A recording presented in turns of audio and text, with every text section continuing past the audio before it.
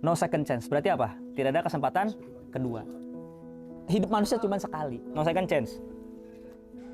Berarti ketika kita sudah tahu bahwa pengumpulan amal cuma ada di dunia sekarang nih, hidup cuma sekali, ada dua fase yang kita harus bisa tahu untuk ukur diri kita nih di posisi mana sekarang. Fase pertama itu manusia punya perjalanan utama, yaitu lahir, muda, tua, mati. Ya nggak? Punya beberapa fase dalam kehidupan utama.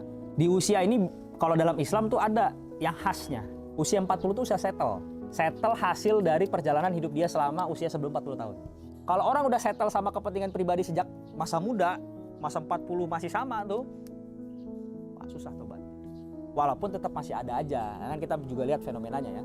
Yang kedua, itu fase hidup dalam hal transisi dan transformasi. Tergantung ke arah mana. Tapi yang kita bicarain sekarang konteksnya hijrah ya, tobat berarti kan. Karena ketika kita paham fitrah kita sebagai manusia, kan kita punya naluri itu. Salah satu nalurinya adalah goriza atau dayun namanya kan.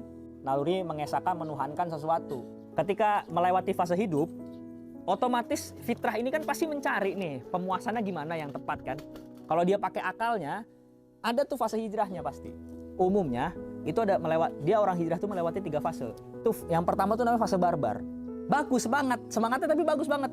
Ambisiusnya, setiap lihat masjid pengennya sholat, wah itu bagus itu.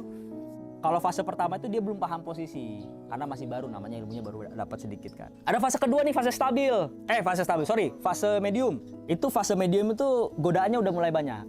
Semakin banyak mulai mengkaji dan mau merencanakan hal yang serius. Kayaknya saya butuh guru deh di sini. Kayaknya saya butuh rutin deh kajian apa. Nah, baru yang terakhir fase stabil. 2 kondisinya, stabil karena futur nggak hijrah, udah nggak hijrah lagi. Atau fase 2, istiqomah. Biasanya kalau yang istiqomah tuh dia udah dapat guru, lingkungan yang soleh biasanya. Udah punya target hafal sekian juz misalnya gitu. Atau target misalnya hafal berapa hadis, target misalnya sholat duhanya. Dan udah mulai paham situasi. Itu fasenya. Itulah rasa sayangnya Allah kepada hambanya. Sayang banget Allah sama hambanya. Semuanya berkesempatan, kecuali yang menutup dirinya. Kayak orang-orang Quraisy, udah tahu itu bener nggak mau ngambil, ya kan? Udah tahu itu bener malah menentang, ya udah sama Allah ditutup hatinya. Karena kesempatan dia nggak mau ngambil.